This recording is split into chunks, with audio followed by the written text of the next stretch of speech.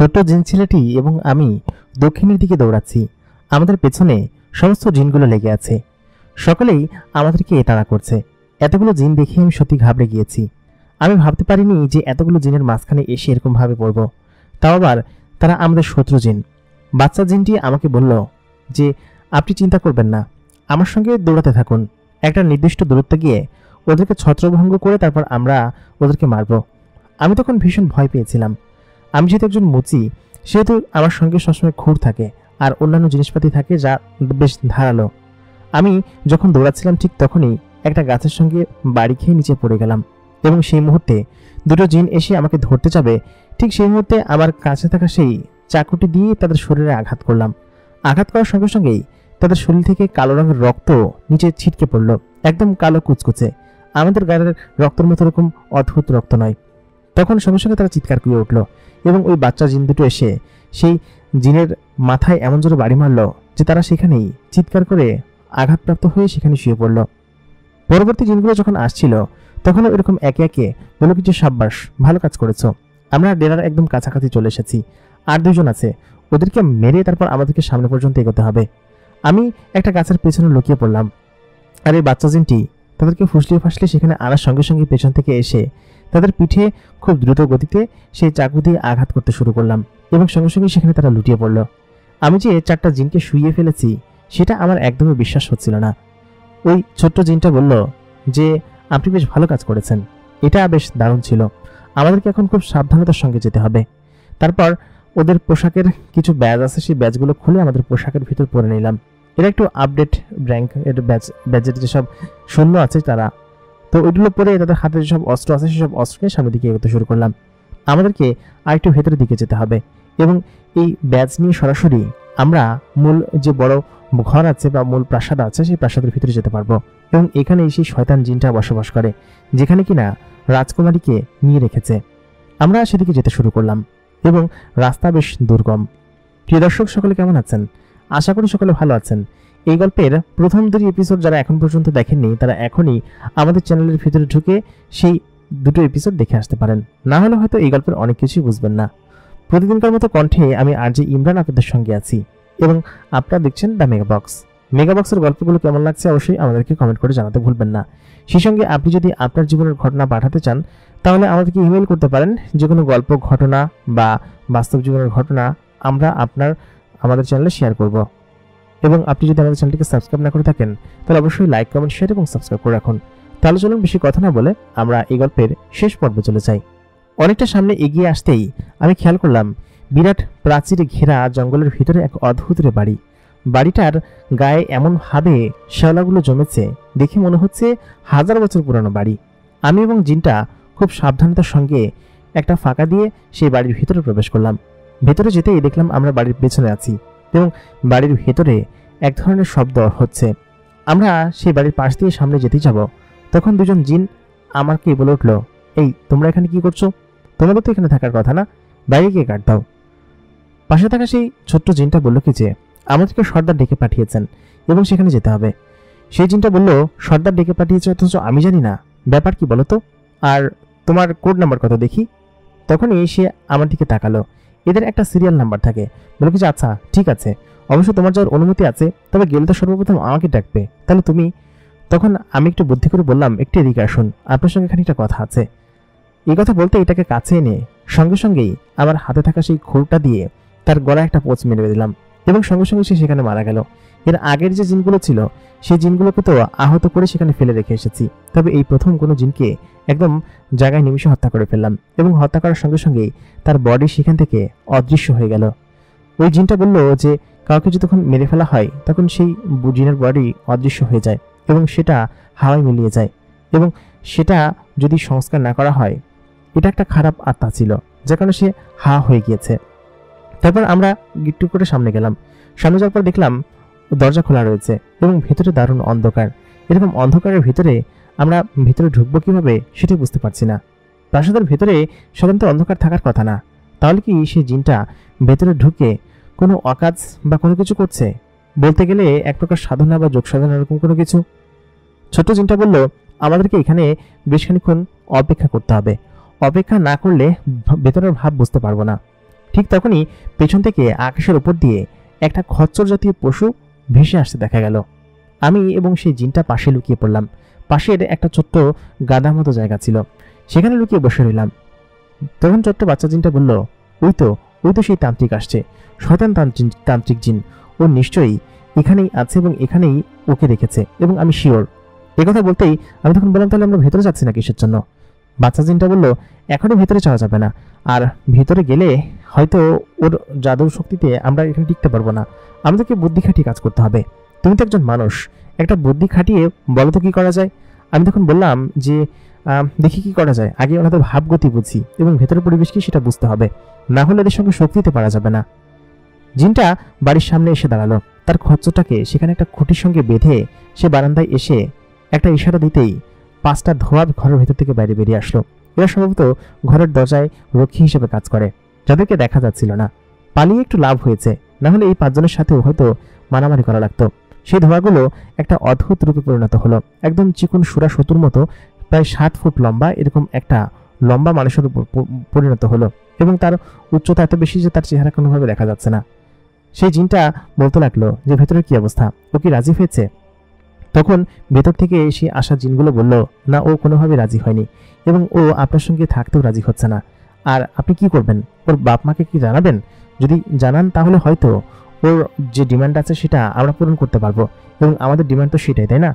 তো সেই জিনটা বলল যে হ্যাঁ, জানানো উচিত। তুমি এক কাজ করো, তুমি আরেকজন দূতকে নিয়ে চলে যাও প্রাসাদে, এবং প্রাসাদে গিয়ে সেখানে জানিয়ে আসো যে তার মেয়েকে এরকমভাবে আটক করা হয়েছে, এবং সে যদি এরকম ডিমান্ডগুলো পূরণ না করে তাহলে আমি তার মেয়েকে বিয়ে করব, এবং তাকে পরবর্তীতে বাধ্য হয়েই এই ডিমান্ডগুলো পূরণ করতে হবে, না হলে তার কাছে তো কোনো উপায় নেই, তাই না? সেই মুহূর্তে আমি এখানে বসে ভীষণ রেগে গিয়েছিলাম যে এই পরিমাণ খারাপ এবং শয়তান একটা জিন। ওই মুহূর্তে সেখান থেকে 2টা জিন চলে গেল মূল প্রাসাদ, মানে আমরা যেদিক দিয়ে এসেছিলাম ঠিক সেদিক দিয়ে সোজা দিকে চলে গেল, এবং তারা উড়ে এসে প্রাসাদের কাছে গিয়ে দাঁড়ালো। সেখানে 2 জন রক্ষী দাঁড়িয়ে আছে, এবং ওই 2 জন শয়তান এবং কালো জিনকে দেখে তারা রেগে গিয়ে তাদের কাছে এগিয়ে আসলো। বললো কি যে আমাদেরকে মেরে কোনো লাভ নেই, কারণ আপনাদের রাজকন্যা এখন আমার হাতে বন্দী, এবং আমি আপনাদের রাজার সঙ্গে দেখা করতে চাই। তার সঙ্গে দেখা করে তাকে একটা উচিত শিক্ষা দিতে চাই। সেটা না করতে তাকে চাইলে সমস্যা নেই, আমাদেরকে আটক করুন, কিন্তু আপনাদের রাজকুমারী বাঁচবে না, সেটা ধরে রাখুন। জিনটা তখন বলল, কি বলছেন? রাজকুমারীর ভিতরে, তার তো বাইরে যাওয়ার কোনো কথা না, দেখি আমি ভিতরে যাই। তাই বলতেই সেখানে একজন রক্ষী মূল প্রাসাদের দিকে গেল। প্রাসাদের কার্যক্রম তখন সবে শুরু হয়েছে।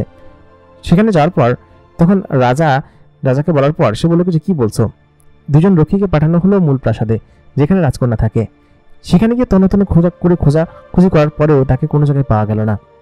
তখন তারা শিওর হলো যে সত্যি সত্যি তাই, এবং সেই 2 জন দূত যে কিনা সেই জঙ্গল থেকে এসেছে তাদেরকে আসার জন্য অনুমতি দেওয়া হলো। দূত 2 জন ধোয়া হয়ে মূল প্রাসাদের ভিতরে প্রবেশ করলো, এবং সেখানে আসার পর তখন রাজাকে বলল যে আমাদের বস সর্দার আপনাদের কাছে একটা আর্জি নিয়ে পাঠিয়েছে, যদি সেই আর্জিটা দিতে আপনারা রাজি হন তাহলে আপনাদের মেয়েকে ছেড়ে দিবে, আর যদি না করেন তাহলে আপনার মেয়েকে বিয়ে করে বেশে, এবং বিয়ে করার পরে এই পুরো রাজ্য তার নামে এমনিতেই লিখে দিতে হবে। সে এখন অর্ধেকটা চাচ্ছে, পুরোটা না, তার অর্ধেক শাসন তাকে দিয়ে দিন, তাহলে কেবলমাত্র সে আপনার মেয়েকে ছেড়ে দিবে। এবং এই সুযোগ সে অনেকদিন ধরেই পেয়ে এসেছিল, কিন্তু সে সেটাকে কাজে লাগাতে পারেনি। এবার ঠিকঠাক মতো লাগাতে পেরেছে, একদম খাপে খাপ মিলে গিয়েছে। আপনি যদি না চান না দিতে তাহলে দিবেন না, আমাদেরকে আটক করবেন, করুন, সমস্যা নেই, কিন্তু আপনার মেয়েকে আপনি পাবেন না। একথা বলতেই রক্ষীরা এসে তাকে আটক করার চেষ্টা করলো। তখনই রাজা তাকে থামিয়ে দিয়ে বলল, না, ওকে এখন কোনো কিছু করা যাবে না, আমাদের মেয়ে ওর কাছে বন্দী, এবং বন্দী সেটা প্রমাণ কি? সঙ্গে সঙ্গেই ওই রাজকুমারীর পরনের একটা ওড়না বের করে দিল, বললো এটা রাজকুমারীর ওড়না না? তখন রাজা বলল, হ্যাঁ, আপনারা যা বলবেন আমি সেটাই মেনে নিতে রাজি আছি, কিন্তু আপনি পুরোটা এরকমভাবে আপনাদের সর্দারকে আসতে বলুন, তার সঙ্গে কথা বলি।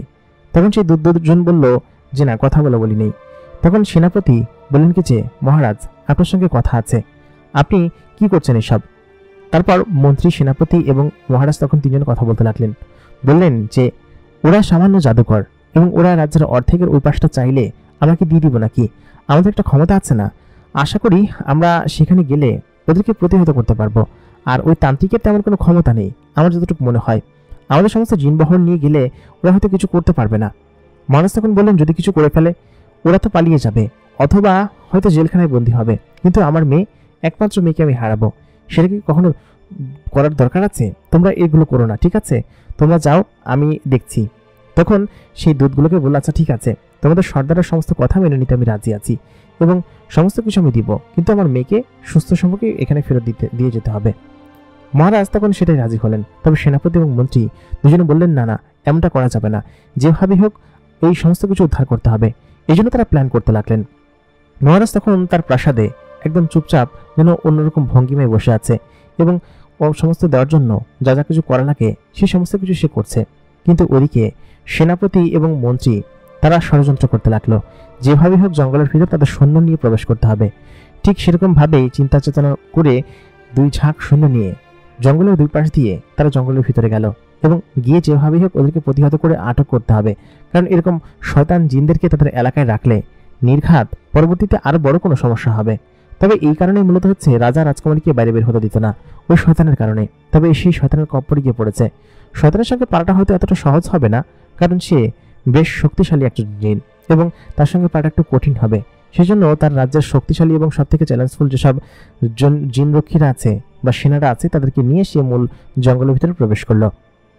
আমি এবং সেই বাচ্চা জিনটি তখনও সেখানে বসে আছি। আমরা সুযোগ খুঁজি ভেতরে কিভাবে যাওয়া যায়। সেই মুহূর্তে খেয়াল করলাম ভেতর থেকে সেই তান্ত্রিক জিনটা বেরিয়ে আসলো। বেরিয়ে এসে তার খচ্চরে চড়ে সে আবার আকাশের দিকে উড়াল দিল। ভেতরে তখন কি করেছে কে জানে। আমার মনে হয় যে ভেতরে হয়তো কেউ নেই, কারণ ভেতরে থাকা সমস্ত জিনগুলো একে একে করে সকলে বেরিয়ে গেল। ঠিক সেই মুহূর্তে আমি এবং সেই বাচ্চা জিনটি সেই ঘরের ভিতরে প্রবেশ করলাম। ঢুকে দেখলাম চারিদিকটা অন্ধকার, কিন্তু ঘরের ভেতরে ঢুকতেই আমাদের আলো যেন পুরো ঘরকে একদম চিনিয়ে দিচ্ছিল। তার মানে এই ঘরের ভেতরটা বাইরে থেকে দেখতে লাগে অন্ধকার, কিন্তু ঘরের ভেতরে ঢুকলে একদম আলোকিত। ঘরের ভেতরে ঢোকার পর বুলবুলাইয়ের মতো ছোট ছোট সুড়ঙ্গ রয়েছে। একটা সুড়ঙ্গ দিয়ে ঢুকলে আরো 5টা সুড়ঙ্গ বের হয়। এরকম অদ্ভুত ঘর আমি দেখিনি। ঘরের বাইরে থেকে এরকমটা বোঝা যায় না, তবে ভেতরে যেরকম সেটা একদম অদ্ভুত লাগছিল আমার কাছে, যেন আয়নায় বাধাই করা কোনো ঘর। আমি এবং সেই বাচ্চা জিনটা বারবার এই দেয়ালের সঙ্গে ওই দেয়ালের সঙ্গে ঠোকর খাচ্ছিলাম এবং এরকম করতে করতে প্রায় আধা ঘন্টা এ দেয়াল ও দেয়াল ঘুরতে ঘুরতে আচমকা একটা রুমের সামনে এসে পৌঁছালাম এবং সেটা সোজা একটা ঘর ছিল। সেটার 2 পাশে 2টা রুম ছিল।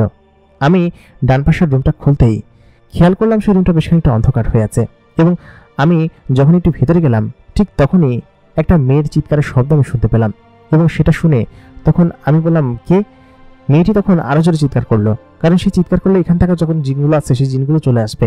সেজন্য আমি তার মুখটা চেপে ধরলাম এবং আমি যে আমার সেই রাজকুমারীর পাশে বসে আছি সেটা আমার বিন্দুমাত্র চিনতে একটু কষ্ট হলো না, কারণ তার গায়ের ঘ্রাণ এবং তার কণ্ঠ দুটো শুনে আমি বুঝতে পেরেছি যে এটাই নিশ্চয়ই রাজকুমারী এবং তাকে এত গোপন কক্ষে লুকিয়ে রাখা হয়েছে এবং শুধু শুধু বলে যে এই জায়গাটায় কোনো জিন আসলে তারা বিপাকে পড়ে যায়।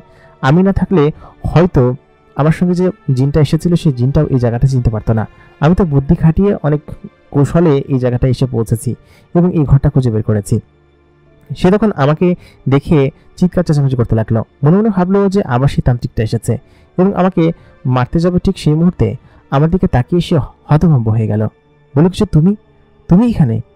তারপর আমাকে শক্ত করে জড়িয়ে ধরলো। জড়িয়ে ধরে বললো কি যে আমি আসলে মনে করেছিলাম সেই তান্ত্রিকটা, তুমি তাহলে সত্যি সত্যি আমাকে নিতে এসেছো।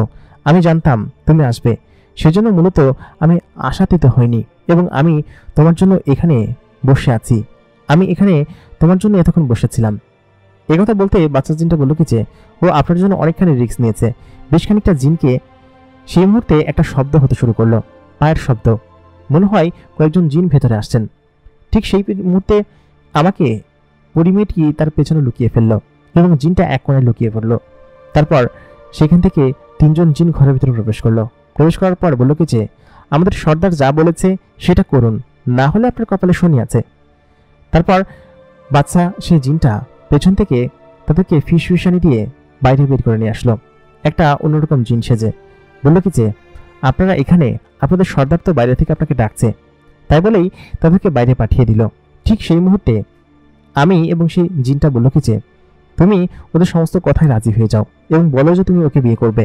যদি সেটা রাজি হয়ে যাও, সেই মুহূর্তে সেই পরিমেয়টি বলল, কি বলছো সব তুমি? আমি রাজি হয়ে যাবো মানে? এটা কখনোই সম্ভব না এবং আমি কোনোভাবে রাজি হতে পারবো না। তুমি অদ্ভুত কথা বলছো কিসের জন্য? আমি তখন বললাম যে আহা তুমি হওই না, তারপর দেখো কি করি। তারপর পরিমেয়টি রাজি হওয়ার ভান করলো আর কি। সেই জিনগুলো আবার আসলো, এসে দেখলো কি যে এখানে কেউই নেই। তাহলে ওই জিনটা বা রক্ষীটা কে ছিল? ওরা একে একে ফিসফিসানি করতে লাগলো যে শয়তান কোন একটা জিন আমাদেরকে হয়তো বোকা বানিয়েছে। তারপর সে আবার সেই পরিমেটিকে জিজ্ঞেস করতে লাগলো। পরিমেটি তখন বলল যে আমি রাজি আছি, আপনাদের সর্দারকে ডাকুন, তারপর আমি ওকে বিয়ে করতে রাজি আছি, আমার কোনো সমস্যা নেই। তারপর ওকে আমি আমার রাজ্যের সমস্ত কিছু লিখে দিব। জিন তিনজন তখন খুশি হয়ে গেল। তারা সেই ঘর থেকে বাইরে বেরিয়ে গেল।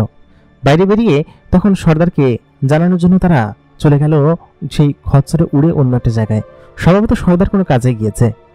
ওইদিকে সেনাপতি এবং মন্ত্রী তাদের সমস্ত সেনাবহর নিয়ে আশেপাশে ঘোরাঘুরি করতে শুরু করলো। যে সমস্ত সেনা নিয়ে এসেছিল সেই সমস্ত সেনা নিয়ে তারা তোপ খুঁজতে লাগলো যে কখন তারা আক্রমণ করতে পারবে। তারা যখন মূল সেই কাজের কাছাকাছি চলে আসলো, সেখানে আসার সঙ্গে সঙ্গেই খেয়াল করলো যে বেশ কিছু জিন পাহারায় রয়েছে।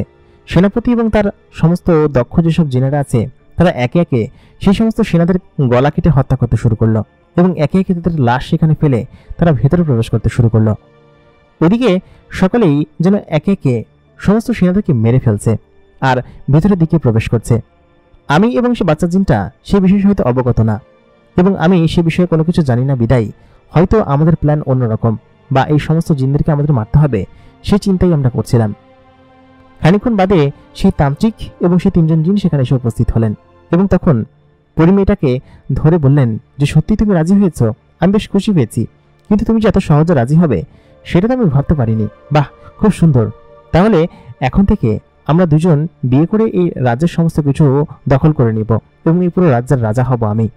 আমি তখন সেই আলমারির পেছনে লুকিয়ে মনে মনে ভাবতে লাগলাম যে তোর সমস্ত কিছু করছি তারা, তোকে যে কি করবো সেটা তো নিজেও বুঝতে পারবি না। ঠিক সেই মুহূর্তে ওরা তখন খুশি হয়ে ওকে এখান থেকে নিয়ে বলল কি যে সাজাও। বেশ কয়েকজন দাসী জিন আসলো। সেসব জিনগুলো দেখতে বেশ সুন্দরী এবং মেয়ে জিন। তারা এসে পরিমেটাকে একটু একটু করে সাজাতে লাগলো এবং আজকে এই বিয়ে করবে তান্ত্রিক সেই চিন্তা করতে লাগলো। বিয়ে করার পর তান্ত্রিকের শক্তি হয়তো অনেকখানি বেড়ে যাবে আর সেই সাথে সে এই রাজ্যের পুরোটাই হয়তো পেয়ে যাবে। এটাই তো সে চেয়েছিল, তবে অর্ধেকটা পাওয়ার থেকে পুরোটা পাওয়া অনেক ভালো। পরিটা যেরকমভাবে রাজি হয়ে যাবে সেটা সে কোনোভাবে ভাবতেই পারিনি। সে বেশ আনন্দিত হয়ে সেখানে বসে রইল এবং বর সাজার জন্য বেশ আনন্দিত রয়েছে। ওদিকে সমস্ত সেনারা একে একে মারতে মারতে ভেতরের দিকে প্রবেশ করলো। দুজন জিন এসে বলল কি যে সর্দার, একটা বিপদ হয়ে গিয়েছে। বর্ডারের সমস্ত জিনেরা মরে মরে পড়ে আছে, কারা মেরেছে বলতে পারবো না। ওদিকে সমস্ত জিনেরা একে একে মরে পড়ে আছে এবং সম্ভবত কোনো অপশক্তি আমাদের ভেতরে প্রবেশ করছে। ঠিক সেই মুহূর্তে সর্দার বলল, আমাদের দুজন দূত কি রাজপ্রাসাদ থেকে ফিরেছে? তখন সেই জিনটি বলল, হ্যাঁ তারা ফিরেছে এবং মহারাজ নাকি রাজি হয়েছে এবং রাজি হওয়ার কারণে আপনাকে অর্ধেক রাজ্য লিখে দিতে চেয়েছে। সেই মুহূর্তে সর্দার বললেন, না, এটা মহারাজের নিশ্চয়ই কোনো ষড়যন্ত্র বা চাল। মহারাজ নিশ্চয়ই তার সেনাদেরকে এখানে হয়তো পাঠিয়েছে আমাদের সকল জিনকে হত্যা করার জন্য। আদতে আমরা যেসব জিন হত্যা করে এসেছিলাম সেসব জিন তো পড়েই আছে, পাশাপাশি তারাও একে একে অনেক জিন মেরে ফেলেছে। ঠিক সেই মুহূর্তে পরিমেটিকে সেই সর্দার বাইরে বের করে নিয়ে আসে এবং ওদিকে সমস্ত সেনাপতি এবং সমস্ত সেনারা একে একে মারতে মারতে ভেতরের দিকে প্রায় চলেই এসেছে। ঠিক সেই মুহূর্তে সর্দার আসমানের অনেকখানি উপরে উঠে যায় এবং পরিমেটা চুল ধরে অনেকখানি উপরে উঠে ফেলে। পরিমেটা তখন অনেকখানি সেজে ফেলেছে। আমি তখন ঘরে থেকে বাইরে বেরিয়ে আড়ালে লুকিয়ে পড়ি। ঠিক সেই মুহূর্তে সেই সর্দার বলেন কি যে আমি জানি সেনাপতি এবং মন্ত্রী তোরা এখানেই আছিস এবং এখান থেকে আমাকে দেখতে পাচ্ছিস। তোরা যদি এখনই আমাদের কাছে স্যারেন্ডার না করিস তাহলে একে মেরে ফেলবো। তোদের সমস্ত অস্ত্র ফেলে স্যারেন্ডার কর, নাহলে কিন্তু খবর আছে। খানিকক্ষণ বাদে চারিদিকে আলো জ্বলে উঠল এবং সেনাপতি এবং তার সেনাবহর সেখানে সামনে এগিয়ে আসলো। তখন সেনাপতি বলল যে আচ্ছা ঠিক আছে, ওকে কিছু করবেন না, আমি স্যারেন্ডার করছি। তখন সেই তান্ত্রিক জিনটা বলল, তোরা তাহলে লাইনে এসেছিস, এতক্ষণ শুধু শুধু কেন আমার এতগুলো জিন মারলি? আমার আবার নতুন করে এদেরকে ট্রেন করতে হবে। সব মিলিয়ে তোরা যেটা করেছিস খুবই খারাপ কাজ করেছিস। এখন তো তোদের উপর আরও সে সঙ্গে তাদেরকে বেঁধে ফেলা হলো। বেঁধে তাকে মারতে শুরু করলো এবং তাদের সামনে সকলের সামনে যেন পরিমেটাকে চুল ধরে মাটি থেকে নিচে নামালো এবং নিচে নামে দাঁড়িয়ে আছে তখন বিশাল এক প্রাসাদের সামনে এবং সেই প্রাসাদের লন।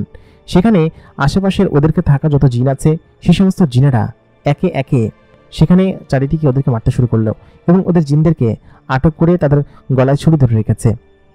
তান্ত্রিক জিনটা তখন বলল, এখন তোদের সামনে আমি ওকে বিয়ে করব এবং তোদের এই রাজকুমারী আমাকে বিয়ে করতে রাজি হয়েছে। এক কাজ কর, তোদের মহারাজকে ডাক, এবার মহারাজের সামনে কি বিয়ে করবো? মহারাজ যদি নিজে দাঁড়িয়ে থেকে রাজ্য আমাকে না তুলে দেয় তাহলে কি হলো নাকি? যা ডাক দে। তখন সেই সেনাপতি থেকে একজন জিন বলে উঠলো যে আচ্ছা ঠিক আছে, আমি ডেকে নিয়ে আসছি। এবং সেনাপতি ইশারা দিতেই সে তখন মূল প্রাসাদে চলে গেল। প্রাসাদে যাওয়ার পর সে মহারাজকে বললো এরকম এরকম কাণ্ড। সেনাপতি আগে আগে গিয়ে সেখানে একটু নেটা বাঁধিয়ে ফেলেছে এবং সেনাপতি আটক হয়েছে, আপনাকে যেতে বলছে। এবং আগে তো সে ডিমান্ড করেছিল অর্ধেক সম্পত্তির, অর্ধেক রাজ্যের, এই জঙ্গলের পুরো অংশটা তার। কিন্তু এখন সে ডিমান্ড করছে যে আপনার মেয়েকে সে বিয়ে করবে। ঠিক সেই মুহূর্তে রাজা রেগে গিয়ে বলল, সেনাপতি এরকম একটা অদ্ভুত কাজ কেন করলো? আমি বলেছিলাম যে এরপরে আমার মেয়েটাকে উদ্ধার করা হোক, তারপর ওদেরকে আমি দেখে নিব। তা না, কি একটা কাজ করলো। তারপর সে তার বিশাল গাড়ি বহরে উঠে সেই অঞ্চলে চলে আসলো যেখানে মূলত তান্ত্রিক এবং তার মেয়ে রয়েছে। সেখানে আসার পর দেখলো সেনাপতি এবং মন্ত্রী দুজনকে আড়মোড়া করে বেঁধে রেখেছে এবং তারা সেখানে আটক অবস্থায় রয়েছে। রাজা সেখানে নামার পর তান্ত্রিককে বলল যে তান্ত্রিক, তুই এমনটা করিস না, তোর সঙ্গে আমার পুরাতন শত্রুতা আছে সেটা আমি জানি, এবং তোকে এর আগে অসংখ্যবার আমি হেনস্থা করেছি, কারাবাস দিয়েছি এবং তোর অধিকাংশ জীবনই কারাগারে কেটেছে। তবে তুই যে কালো জাদু করিস এই কারণে মূলত এমনটা হয়েছে। তবে আমি চাই না যে তোর হাতে এই রাজ্য পড়ুক, তুই দয়া করে আমার মেয়েকে ছেড়ে দে, আমি এই রাজ্যের অর্ধেকটা তোকে লিখে দিব। তখন তান্ত্রিক বলল, অর্ধেক না, পুরোটা দিতে হবে, এবং তোর মেয়েকেও আমি চাই। তোর মেয়ের যে যৌবন এবং যে সৌন্দর্য সেটা আমার কাছে বেশ ভালো লেগেছে, এবং ওকে আমার স্ত্রী রূপে চাই প্রত্যেক দিন, যেটা কিনা আমি। ঠিক সেই মুহূর্তে রাজা রেগে গিয়ে বললেন যে তুই এরকমটা কেন করছিস? তারপর শান্ত হয়ে বলল, ওকে ছেড়ে দে, আমি পেছন থেকে সমস্ত কিছুই দেখছি। বাচ্চা জিনটা তখন বলল যে এটাই সুযোগ, এটাই মুহূর্ত, এখনই সেখানে গিয়ে ওকে পেছন থেকে যদি তুই চাকু ঢুকিয়ে দিতে পারিস তাহলে ও মারা যাবে। ওর ঘাড়ের কাছে দেখ একটা চিহ্ন আছে, ওটাই হচ্ছে ওর দুর্বল পয়েন্ট। অন্য কোনো জায়গায় মারলে ও মরবে না, তবে ওইখানেই ওর সমস্ত শক্তি এবং জিনেটা বসবাস করে, এবং ওইখানে যদি তুই মারতে পারিস তাহলে ও নির্ঘাত মারা যাবে। তখন সেই জিনটা মহারাজকে ব্ল্যাকমেল করতে লাগলো। মহারাজ আকুতি মিনতি করে অনেকভাবে তার মেয়েকে বাঁচানোর জন্য চেষ্টা করতে থাকলো, কিন্তু কোনোভাবেই সে রাজি হলো না এবং এক প্রকার বিয়ের পিড়িতে বসে পড়ল। মহারাজকে তারা বেঁধে রেখেছে, তার পুরো সৈন্য সমস্ত জন্য বিফল সমস্ত কিছু, কারণ তার মূল যে শক্তি সেখানে হাত দিয়ে ফেলেছে তার মেয়ে। বেশ খানিকক্ষণ সেখানে বিয়ের কার্যক্রম চলল। ঠিক সেই মুহূর্তে আমি এবং সে বাচ্চা চিনটা ঘাপটি মেরে বসে আছি। আমি বললাম যে এখান থেকে ওই দূরত্ব পর্যন্ত পৌঁছাতে আমাকে অন্যান্য সকল জেনারা দেখে ফেলবে। আপনি এক কাজ করুন, আপনি আমাকে যেটা করবেন, আমি যখন ইশারা করব তখন অদৃশ্য অবস্থায় আমাকে শূন্য ভাসিয়ে তার গা পর্যন্ত নিয়ে যাবেন, তাহলে হয়তো আমি পারবো। ঠিক সেমনটাই আমি 1 2 3 বলার সঙ্গে সঙ্গেই সে আসমানে শূন্য ভাসিয়ে খুব অল্প গতিতে আমাকে তার কাছাকাছি নিয়ে নামিয়ে দিল, এবং সেখানে ধূপ করে নেমেই আমি তার ঘাড়ের ঠিক সেই বরাবর পর্যায়ে সেই চাকুটা মেরে দিলাম। মারার সঙ্গে সঙ্গে তান্ত্রিক আমার পেছনে তাকালো এবং তাকিয়ে বলল কি যে, কিরে তুই তুই একদম জায়গা বরাবর কিভাবে মারলি, তুই কোত্থেকে এসেছিস? তাই বলে সে আমার দিকে তাকিয়ে দেখল কি যে আমি এবং সেই মুচি ছেলে। তখন সে বলল যে শেষমেশ কিনা সামান্য একজন মুচি ছেলের হাতে। তাই বলতেই আমি চাকুটা ঘুরিয়ে আরো 3-4টা কোপ বসিয়ে দিলাম এবং তার গলা মাথা থেকে পুরো আলাদা করে ফেললাম, তার মুন্ডটা আলাদা হয়ে গেল। সেটা করার সঙ্গে সঙ্গেই আশেপাশের তার যত রক্ষিত কালো জাদু ছিল সমস্ত জিনিস যেন কালো ধোঁয়া হয়ে নষ্ট হতে শুরু করলো, এবং অনেক বড় বড় পাখি চিৎকার করে সেখান থেকে উড়ে যেতে শুরু করলো। সেনাপতি সেটা দেখে তার দড়ি খুলে সঙ্গে সঙ্গে সমস্ত সেনা থেকে আজাদ করে দিল, এবং আজাদ করে সেখানে অন্যান্য যখন সেনা ছিল সকল সেনা থেকে আটক করলো। আটক করার সঙ্গে সঙ্গেই সকলে সেখানে আটকিত হয়ে গেল। মহারাজ তখন বললেন যে তুমি এখানে কি করছো, আর তুমি এত বড় বিপদ থেকে আমাদেরকে উদ্ধার করলে। আমি তখন বললাম, বিপদে যেহেতু আমি ফেলেছি তাহলে উদ্ধার তো আমাকেই করতে হবে। সেই মুহূর্তে মহারাজ বললেন, বিপদে তুমি ফেলেছো মানে কি ব্যাপার, কিছু তো বুঝতে পারছি না। তখন রাজকুমারী দৌড়ে গিয়ে তার বাবার কাছে দাঁড়ালেন। আমি তখন বললাম, আসলে রাজকুমারী জেদ করছিল বাইরে আসার জন্য, আমি তাকে ছদ্মবেশে বাইরে নিয়ে আসি। তবে রাজকুমারী তার নিজের পরিচয় দিয়ে দেওয়ার কারণে তাকে মূলত ওই তান্ত্রিকটা ধরে ফেলে, আর তারপর আমি চুপি চুপি এখানে এসে উপস্থিত হই। রাজকুমারীকে যেভাবে হোক উদ্ধার করতে হবে, এবং আমাকে সাহায্য করেছে এই বাচ্চা জিনটি, এই ছোট্ট জিনটি, যে জিনটাকে আমি হেল্প করেছিলাম গতদিন বাজারে বের হওয়ার পরে। তখন সেই বড় মহারাজ বললেন, আচ্ছা ঠিক আছে, বুঝতে পেরেছি, তবে তুমি যেটা করেছো সেটা খুব একটা ভালো করনি, এই জন্য তোমাকে শাস্তি পেতে হবে, এবং তোমার সহ ওই বাচ্চা জিনটাকে যে কিনা আমার মেয়েকে এই পর্যন্ত এনেছো এবং একটা বিপদে ফেলেছো, সেই বিপদ থেকে অবশ্যই তুমি উদ্ধার করেছো মানতে হবে, কিন্তু তোমাকে শাস্তি পেতেই হবে, কারণ তুমি আমাদের নিয়ম ভেঙেছো। যে মেয়েকে আমি কখনো একা কখনো কোথাও বের হতে দিইনি, এই ভয়তে সেই ভয় তুমি আমাকে পাইয়ে দিয়েছ, সে তো আমার কোনো কিছু করার নেই। তোমাকে এখনই কারাগারে নিক্ষেপ হতে হবে এবং তারপরের বিচার তোমার হবে। ঠিক সেই মুহূর্তে রাজকুমারী বলল কি যে, না আব্বাজান, আপনি এমনটা করবেন না, ওর কোনো দোষ নেই, ও মূলত আমার ইশারাতে এখানে এসেছে এবং আমি ওকে বলেছিলাম যেন আমাকে নিয়ে ঘুরতে বের হয়, ও তো কিছু করেনি। তাহলে আপনি আর আপনার এত বড় সৈন্যবহর থাকতে আপনি কি আমাকে বাঁচাতে পেরেছেন? ওই তো আমাকে বাঁচিয়েছে, তাই না? ও আমাকে সমস্ত করে এখান থেকে উদ্ধার করেছে এবং সেটা সমস্ত কিছু ওর কৃতিত্বে এবং ওর ক্রেডিট। তাহলে আপনি কেন ওকে কারাবাস দিচ্ছেন বা বিচার করবেন? কিসের বিচার করবেন আপনি? সেই মুহূর্তে মহারাজ বললেন যে না, সত্যি ওকে কারাবাস দিতে হবে এবং ওর বিচার করতে হবে।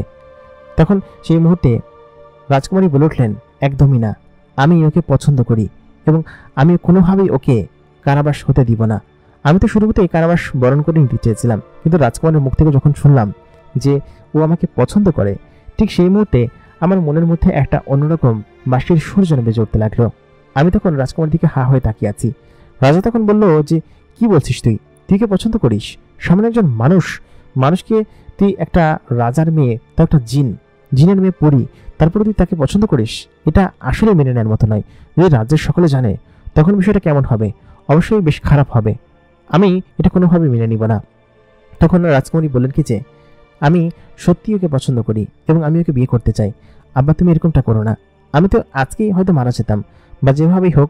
রাজা তখন বলল, এটা তো ওর কারণেই হয়েছে এবং মারা যদি যেতি তাহলে ওর কারণেই যেতি, সেহেতু আমার কিছু করার নেই। তাই বলে সে রাজকুমারীকে নিয়ে একটা বাহনে চড়ে বসলো এবং বাহনের দরজাটা বন্ধ করে দিয়ে সেখান থেকে বাইরে বেরিয়ে গেল। এবং সেনাপতি এসে তখন আমাকে এবং সেই বাচ্চা জিনটাকে আটক করে হ্যান্ডকাপ পরিয়ে গাড়িতে তুলল। বাচ্চা জিনটা আমাকে বলছে যে এই হচ্ছে উপকারের প্রতিদান। এরা বেশ অহংকারী এবং বেশ ধনী রাজা, এরা কাউকে কোনো কিছু মনে করে না। এই জন্য মূলত এদেরকে আমি হেল্প করতে চাইনি শুরুতে। এবার বুঝতে পেরেছো তুমি? আমি বললাম যে হ্যাঁ, বুঝতে পেরেছি, কিন্তু আমি ওকে বাঁচাতে পেরেছি সেটাই আমার কাছে অনেক, কারণ আমি তো ওকে নিয়ে এসেছিলাম এই পর্যন্ত। সেই বাচ্চা জিনটি বলল, আচ্ছা ঠিক আছে, এখন আর কি করার, তবে আমি এখান থেকে চলে যাচ্ছি ভাই, ওরা আমাকে ধরে রাখতে পারবে না। আমার কিছু বিশেষ টেকনিক আছে, সেই টেকনিক দিয়ে আমি এখান থেকে পালিয়ে যেতে পারবো। তবে তোমাকে রেখে যেতে ইচ্ছে করছে না বন্ধু, তবে আমার কিছু করার নেই, আমাকে এখনই চলে যেতে হবে। আমাকে আমার বাড়ি মা আছে, মাকে দেখতে হয়, আর বেশ কিছু কাহিনী আছে, সেটা আমি চলে যাচ্ছি। তাই বলেই সেখানে থাকা একটা ছিদ্র দিয়ে ধোয়া হয়ে সেই বাচ্চা জিনটি বেরিয়ে গেল এবং সেখান থেকে পালিয়ে গেল। তার পেছনে দুজন জিন লেগে গেল। আমি জানি যে ওকে ধরা যাবে না, কারণ ও বেশ চালাক চতুর একটি জিন। তখন আমি সেনাপতির সেই মূল অধ্যক্ষ ছিল তাকে বললাম যে ওকে শুধু শুধু ধরতে পারবেন না, ছেড়ে দিন, আর আমাকে কারাবাস দিন বা যাই দিন, তবে এটা সত্য যে আমি কিন্তু আপনাদের মান রক্ষা করেছি, নাহলে কিন্তু আপনার সব যেত। তখন বললো, চুপ করে থাক, এত কথা বলিস কিসের জন্য? কিছুক্ষণ বাদে সেই জিন দুটো এসে বললো, ওকে পাওয়া যায়নি। বাচ্চা এই ছোট্ট জিনটা বেশ গুলগুলে এবং বেশ অন্যরকম, মানে বেশ চালাক চতুর, ওকে যে পাওয়া যাবে না সেটা আমি ভালোভাবে জানতাম। প্রাসাদে ফেরার পর মহারাজ আমাকে ডাকলেন, আমাকে মূল প্রাসাদের সামনে দাঁড় করিয়ে বললেন, তোমাকে যে কাজে আমি এখানে এনেছিলাম সেই কাজটা তোমার দ্বারা সম্পন্ন হয়েছে, আমি সেটা দেখতে পেয়েছি। তোমাকে আমরা কারাগারে দিচ্ছি না, বরঞ্চ তোমাকে আমরা সিদ্ধান্ত নিয়েছি তোমার মূল যে ঠিকানা সেই ঠিকানায় ফিরিয়ে দিব এবং সেখানে গিয়ে তুমি তোমার মতো করে থাকবে। এখানে যা কিছু ঘটেছিল কোনো কিছুই যেন তুমি মনে থাকে না, কোনো কিছুই যেন তুমি মনে না রেখে এখান থেকে তুমি প্রস্থান করবে। সেই শর্তে যদি তুমি রাজি থাকো তাহলে তোমাকে আমি তোমাদের বাড়িতে নামিয়ে দিয়ে আসতে রাজি আছি, তবে তুমি কোনো পারিশ্রমিক পাবে না। তুমি যে কাজটা করেছো, তুমি মনে করো যে জেলের বিনিময়ে তোমার পারিশ্রমিকটা এখানে মকুফ করা হলো। তারপর আমি বললাম, আপনারা যা ভালো মনে করেন। ঠিক সেই মুহূর্তে রাজা বললেন যে ওকে ওদের দেশে নামিয়ে দিয়ে আসো। বেশ খানিকক্ষণ পর সমস্ত কিছু গুছিয়ে আমাকে একটা নৌকার উপর ওঠানো হলো, সে আগের মতো যে নৌকাটা করে আমরা এখানে এসেছিলাম। নৌকাটা একটা কুয়াশার ভেতর দিয়ে যেতে শুরু করলো। অনেকক্ষণ চারিদিকে কুয়াশা দেখলাম এবং বেশ খানিকক্ষণ পর খেয়াল করলাম আমাদের সেই চিরসেনা নৌকা ঘাট। তখন বিকেলবেলা আমাকে সেই নৌকা ঘাটে নামিয়ে দিল। আমি খেয়াল করলাম আমার দোকানটা এই কয়েকদিন ধরে চালু ছিল এবং কোনো একটা জিন আমার হয়ে এই কাজগুলো করেছিল এবং সে আমার হয়ে এখানের সমস্ত কাজগুলো করেছে। আমি যখন দোকানের উপর গিয়ে বসলাম তখন সকলে আমাকে বলতে লাগলো যে কি ব্যাপার, এই কয়েকদিন তোমার আচরণ এরকম ছিল, আবার আজকে আগের মতো ঠিক হয়ে গিয়েছে, এই কয়েকদিন তুমি এরকম আমার সঙ্গে আচরণ করেছিল কিসের জন্য? আমি বললাম যে এমনিতেই মেজাজ মন টন ভালো ছিল না। তাই বলে দোকানটা বন্ধ করে আমি তখন বাড়িতে চলে আসলাম। বাড়িতে বেশ কিছুদিন আসা হয় না। আমার কাছে সমস্ত কিছু ওলটপালট লাগছিল এবং কেমন যেন মন খারাপ লাগছিল। কারণ হচ্ছে আমি মেয়েটাকে তো মন দিয়ে এসেছি এবং সর্বোপরি আমি যে তার সঙ্গে কোনোদিন দেখা করতে পারবো না সেটা আমার বারবার মনে হতে লাগছিল, এবং আমি যে কি করব সেটাই আমার মনে হচ্ছিল। আমার কোনো কিছুতে মন বসছিল না। বাড়িতে আসার পর আমার মা আমাকে বললেন যে কি ব্যাপার, তোর যে কোনো কিছুতে মন বসছে না, আর তুই একদম খাওয়া দাওয়া করছিস না, এই কদিন তো শুধুমাত্র খেয়ে খেয়ে আমাদের অন্ন ধ্বংস করেছিস। এত খাই এত বড় পেট তোর কবে থেকে হলো সেটাই বুঝতে পারছি না। তার মানে বোঝা যাচ্ছে আমার পরিবর্তে এখানে যে জিনটা ছিল সেই জিনটাই মূলত এই কাণ্ডগুলো করে গিয়েছে। তবে আমার তো মন খারাপ ছিল, কারণ আমি তো সেই পরিমেয়েটাকে পছন্দ করে ফেলেছি। পছন্দ বলতে তাকে হয়তো সম্ভবত ভালোবেসেই ফেলেছি, সেটা হয়তো আমি তাকে বলতে পারিনি। তার সঙ্গে আমার কোনোদিন যে দেখা হবে না সেটা আমি খুব ভালোভাবে বুঝতে পেরেছিলাম। তবে পরিমেয়েটি আমাকে বলেছে সে নাকি আমাকে পছন্দ করে। পছন্দ করা এক জিনিস আর ভালোবাসা এক জিনিস। সে কি আমার মতো ভালোবাসে? আমার কথা কি তার মনে পড়ে? এরকম করে মাঝখানে 2 দিন কেটে গেল। 2 দিন আমি একদম পুরো মন মারা হয়েছিলাম। আমি না কারোর সঙ্গে কথা বলতাম না, কোনো ক্রেতার সঙ্গে বাকবিতণ্ডা করতাম। যে যা টাকা দিত সেটা নিয়েই মূলত হচ্ছে গিয়ে আমি কাজ শুরু করতাম এবং কাজ করতাম। তবে এরকম অদ্ভুতভাবে যে তাকে হারাতে হবে সেটা আমি সত্যিই বুঝতে পারিনি। ওই দিন সন্ধ্যার দিকে আমি কাজ শেষ করে বাড়িতে খুব দ্রুত ফিরে আসলাম। ফিরে এসে খাওয়া দাওয়া করে আমি আমাদের ঘরের বারান্দার পাশে বসে আছি। বেশ খানিকটা গরম লাগছে। মূলত পরিবেশের কথা আমার খুব মনে পড়ছে। এই কয়েকদিনে তার সঙ্গে যে ঘোরেছি সেই ঘোরার কথা বারবার মনে পড়বে। আর সে তাকে যে আমি পছন্দ করি তার কথা তো মনে হবেই। আর সে যে পরিমাণ সুন্দরী, তার দিকে তাকালেই যেন আমার পুরো পৃথিবী উল্টে যায় এবং অন্যরকম হয়ে যায়। আমি চুপচাপ সেখানে বসে আছি। ঠিক আচমকা যখন ঘরের ভিতরে ফিরতে যাব, ওই মুহূর্তেই আমার নাকে এক ধরনের সুঘ্রাণ ভেসে আসলো। সুঘ্রাণটা আমার বেশ পরিচিত এবং অলৌকিকভাবে আমি যখন সামনের দিকে তাকালাম, আমি খেয়াল করলাম আমাদের পাশের ভিটার মধ্যে থেকে গাছের আড়াল এবং গাছের ভেতর থেকে একটা জলজলে হরিণ আমাদের ঘরের দিকে এগিয়ে আসছে।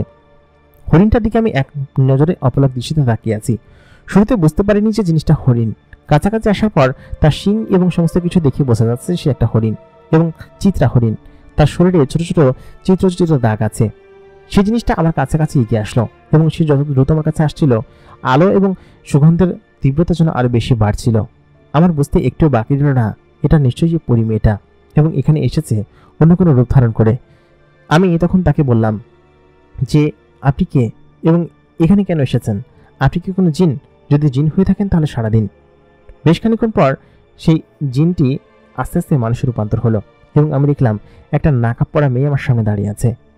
নাকাপটা একটু সরানোর পর আমি খেয়াল করলাম যেটা আর কেউ নয়, এটা হচ্ছে আমার সেই রাজকুমারী, সেই পরিপ্রেমিকা যাকে কিনা আমি পছন্দ করি।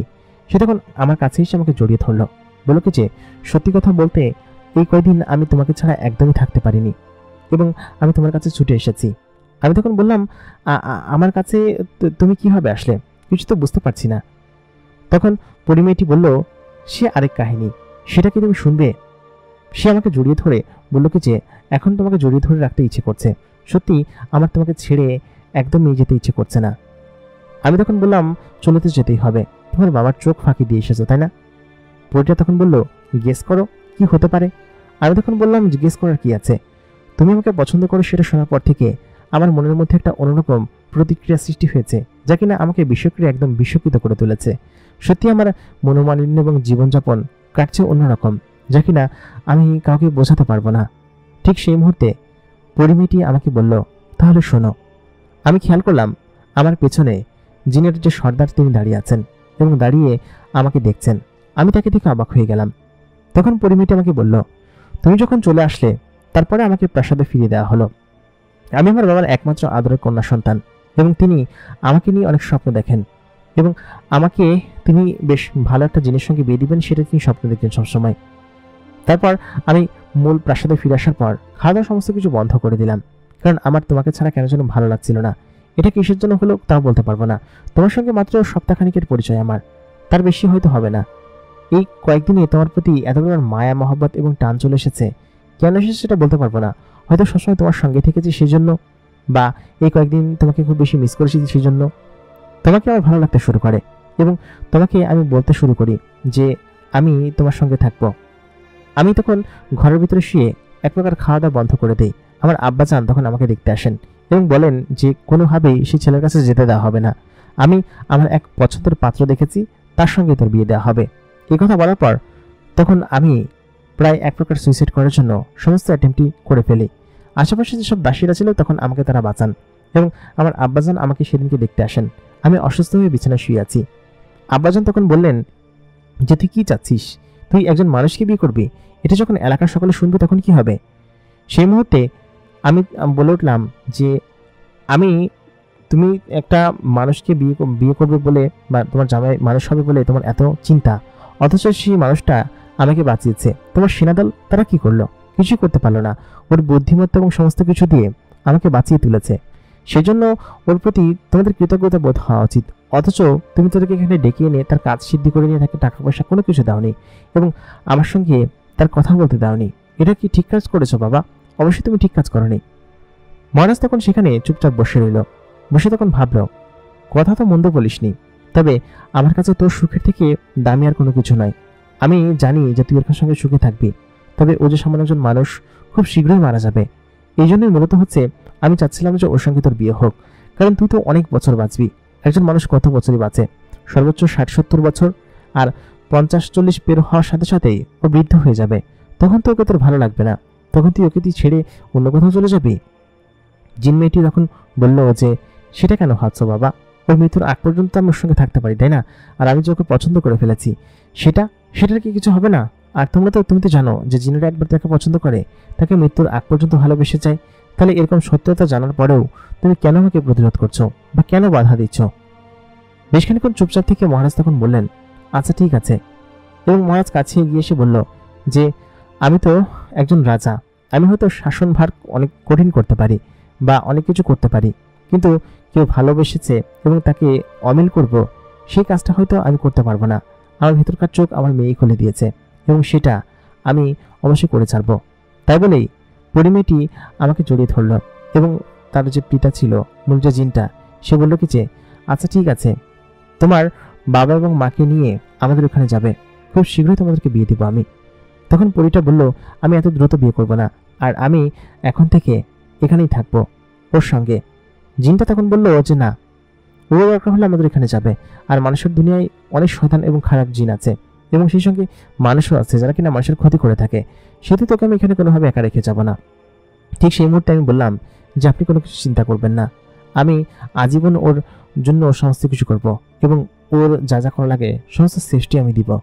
জিনটা তখন বললেন, আচ্ছা ঠিক আছে, তুমি যেহেতু বলেছো সেহেতু আমার তোমার প্রতি বিশ্বাস আছে। এবং তারপর পরিমেয়েটি আমাকে জড়িয়ে ধরে বলল যে আমাকে রেখে তো খুব চলে এসেছিলে, আর মন খারাপ করে আছো কিসের জন্য? আমি তখন বললাম তোমার জন্য, এখন বেশ আনন্দ লাগছে, বেশ ভালো লাগছে। পরিমেয়েটি তখন আমাকে বলল আচ্ছা ঠিক আছে। তারপর এর পরের দিন থেকে পরিমেয়েটি প্রত্যেকদিন আমার কাছে আসতে লাগলো এবং এসে আমার সঙ্গে গল্প করত, আমাকে বিভিন্ন জায়গায় ঘুরতে নিয়ে যেত এবং আমাদের বিয়ের কথা হয়তো খুব শীঘ্রই চলছে। কারণ পরিমেয়েটি আমাকে যে পরিমাণ পছন্দ করে সেটা হয়তো অন্য কারোর জন্য আমি দেখিনি। আমি একজন সামান্য মুচির কাজ করে জীবনযাপন করি, পরিবারের সমস্ত কিছু আমি নিজেই দেখভাল করি, কিন্তু আমার জীবনটা এরকম যে পরিবর্তন হয়ে যাবে একটা পরির মাধ্যমে সেটা ভাবতে পারিনি। আচমকা সেই জিনটা যেদিন আমার সঙ্গে দেখা করতে এসেছিল, আমি যদি তাকে না করে দিতাম তাহলে হয়তো এরকম ঘটনা কখনোই ঘটতো না। তবে যাই হোক, আমার জীবনটা এখন পরিবর্তনশীল এবং আমার জিন এবং সমস্ত জিনিসের সঙ্গে বেশ ভালোই যোগাযোগ আছে এবং তারা সবসময় আমাকে সাহায্য করার চেষ্টা করে। প্রিয় দর্শক, আমাদের এই গল্পের শেষ এপিসোড এখানে শেষ হয়ে গেল এবং এই গল্পের 3টা এপিসোড আশা করি আপনারা যারা এখন পর্যন্ত শোনেননি তারা এখনই চ্যানেলের ডিসক্রিপশনে গিয়ে অথবা এই চ্যানেলের ভিতরে ঢুকে আমাদের সেই ভিডিওগুলো দেখে আসতে পারেন। আপনাদের কাছে যদি ভালো লাগে তাহলে অবশ্যই আমাদেরকে কমেন্ট করে জানাবেন। এতক্ষণ কন্টেন্ট আর ইমরান আপনাদের সঙ্গে ছিলাম এবং আপনারা দেখছেন দ্য মেগাবক্সের গল্পগুলো আপনার কাছে কেমন লাগে অবশ্যই কিন্তু কমেন্ট করে জানাতে ভুলবেন না। দেখা হচ্ছে পরবর্তী এপিসোডে। সেই সঙ্গে আপনারা যদি আমাদেরকে গল্প পাঠাতে চান আমাদেরকে গল্প পাঠাতে পারেন।